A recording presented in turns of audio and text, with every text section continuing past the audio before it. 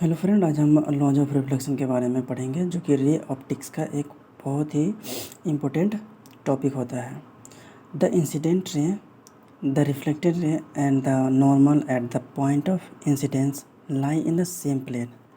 इसका क्या मतलब हुआ कि incident ray and the reflected रे, ये जो रिफ्लेक्टेड रे और एक ये जो नॉर्मल होता है, ये एक ही पॉइंट पे इंसिडेंट करता है और ये एक सेम प्लेन पे होता है। इस प्लेन को हम प्लेन ऑफ इंसिडेंस या फिर हम प्लेन ऑफ रिफ्लेक्शन भी बोलते हैं। यहाँ पे एंगल ऑफ आई को हम एंगल ऑफ रिफ्लेक्शन से, एंगल ऑफ इंसिडेंस से डिनोट करते हैं और आर को एंगल ऑफ रिफ्लेक्शन से डिनोट करते हैं। ये हमारा डेविएशन होता है। इसको निकालने के लिए हम 180 में से जब हम एंगल ऑफ इंसिडेंस और एंगल ऑफ रिफ्लेक्शन को माइनस करते हैं तब हमारा डेविएशन निकलता है, जो कि यहाँ पर अच्छे तरह से दिया गया है। 180 में से ये angle of incidence plus angle of reflection जब हम माइनस करेंगे तब हमारा एंगल ऑफ डेविएशन आ जाएगा।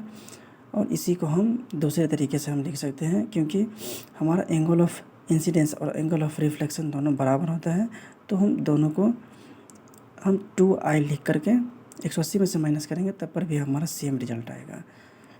इसी को अगर हम मैथमेटिकली एक्सप्रेस करना चाहें तो एक वेक्टर एंड 3D में एक टॉपिक आता है, जो कि वहाँ से आप पढ़ करके एक बार देखिएगा।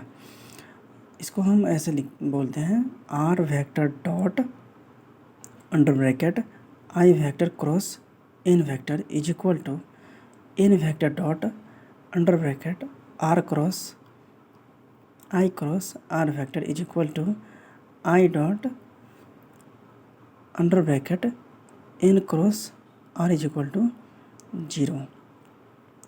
इस तरह से हम लॉज ऑफ रिफ्लेक्शन को मैथमेटिकली एक्सप्रेस कर सकते हैं।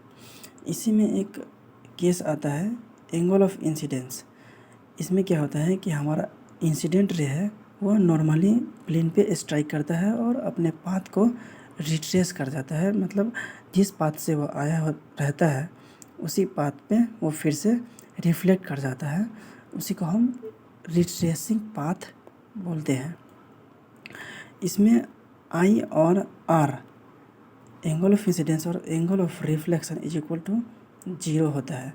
यहाँ से आप देख सकते हैं कि एंगल जिस पाथ से इंसिडेंस रे आया है उसी पाथ पे फिर से रिफ्लेक्ट कर गया है, तो हमारा यहाँ पे एंगल बन ही नहीं रहा है, इसलिए इसको हम यहाँ पे 0 कंसीडर करते हैं। फिर से एंगल ऑफ डेविएशन यहाँ पर 180 डिग्री होता है। फिर अगर हम बात करें, इधर एक अनदर केस आता है क्रेजिंग इंसिडेंस।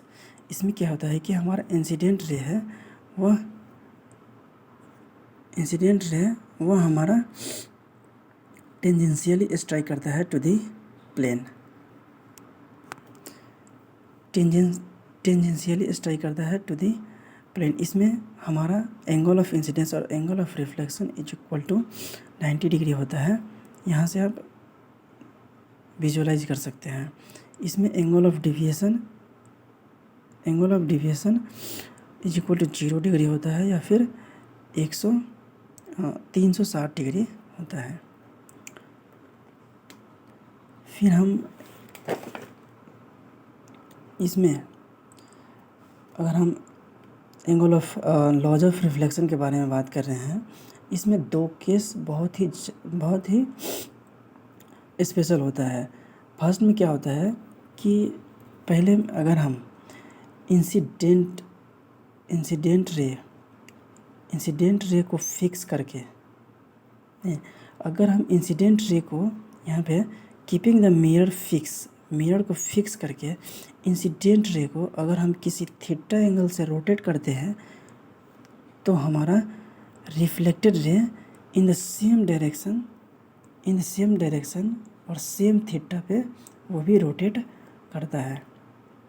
यहाँ पे देख सकते हैं कि कीपिंग द एक बार आप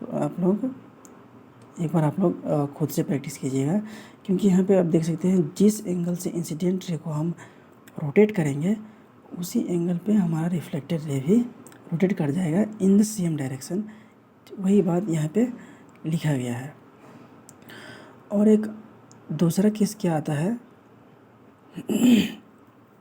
कि अगर हम इंसिडेंट रे को फिक्स करके अगर हम मिरर को रोटेट करते हैं, बात समझिएगा कि इंसिडेंट रे को अगर फिक्स करके अगर हम मिरर को रोटेट करते हैं तो क्या होता है कि हमारा ये रेस जो रिफ्लेक्टेड रे है यह 2 थीटा पे रोटेट करता है इन द सेम डायरेक्शन। यहाँ पे लिखा गया है keep the incident ray fix in the if the mirror is rotated by angle theta about the axis then the reflected ray rotates by 2 theta in the same direction of rotation. चलिए इसको हम एक बार proof करके देख लेते हैं।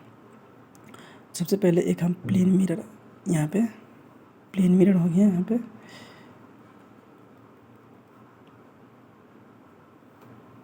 और एक इंसिडेंट रे,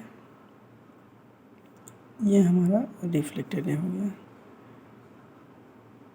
और ये हमारा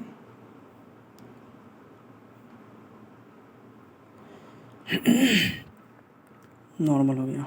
ठीक है, ये इसको हम आई से डिनोट कर देते हैं, इसको आर से, और इसको हम एन से डिनोट कर देते हैं। अगर हम मिरर को हम ये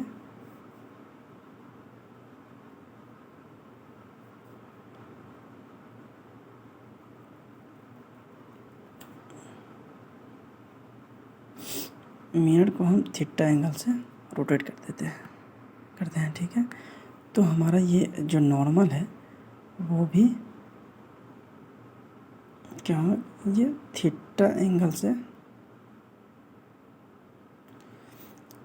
पे शिफ्ट कर जाएगा उधर जिस साइड में हम रोटेट किए हैं। और एक ये R1 R1 हम रिफ्लेक्टेड रे है। फिर जब रोटेट करने के बाद एक और रिफ्लेक्शन आएगा जो कि R2 होगा, ये भी थीटा, मतलब मानते हैं कि ये हम इसे मान लेते हैं कि ये कुछ वाई थीटा पे ये रोटेट किया है, मान लिया है यहाँ पे, क्योंकि हमको उसको प्रूफ करना है कि ये जिस थीटा पे ये रोटेट किया है, जिस थीटा पे ये रोटेट, मतलब हम यहाँ पे मेरे को यहाँ पे प्रूफ करना है कि यह 2 थीटा से रोटेट कर जाता है। ठीक है, तो हम यहाँ पे इस पॉइंट को हम ए दे देते हैं, इसको बी, और इसको सी, और इसको हम डी दे देते हैं। अगर हम एंगल यहाँ पर अगर हम लिखें एंगल ABC, एंगल ABC को हम क्या लिख सकते हैं, यहाँ पर ये जो एंगल है, एंगल मानिए कि एंगल जो सेम एंगल है हमारा, ये एंगल सेम है, एंगल ऑफ रिफ्लेक्शन और एंगल ऑफ इंसिडेंस, तो इसको हम फाई से डिनोट कर देते हैं। इसको हम फाई से डिनोट कर दिए, और इस वाले एंगल को, यहाँ पर ये जो एंगल है इसको हम डिनोट कर देते हैं एंगल थीटा प्लस वाई से। ठीक है, अगर हम एंगल ABC को अगर हम लिखने जाएं तो यहाँ पर हम कैसे इसको लिख सकते हैं, एंगल ABC को हम लिखना है। ठीक है, ये एंगल फाई हो गया और ये एंगल फाई हो गया, इसको हम 2 फाई और प्लस ये जो एंगल है ये प्लस वाई हम लिख सकते हैं, जो कि यहाँ से और यहाँ तक पूरा अपना कंप्लीट हो जाएगा।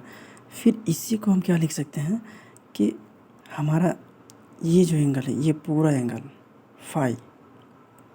फाई प्लस वाई, और फिर यहाँ पर ये थीटा एंगल है और ये हमारा फाई एंगल है। ठीक है, इसी को हम कैसे लिखेंगे,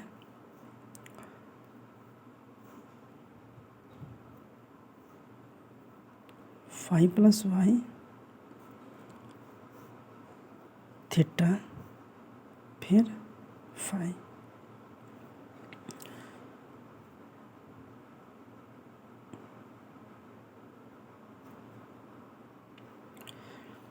तो यहाँ पे हम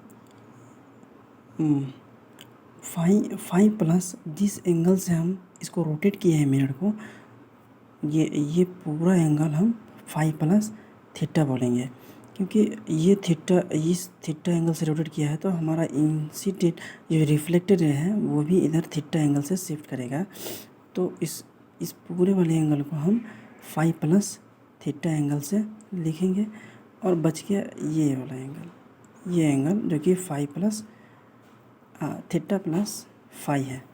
इसी को यहाँ पर हम 5 प्लस थीटा, फिर से प्लस थीटा प्लस 5, ये हो जाएगा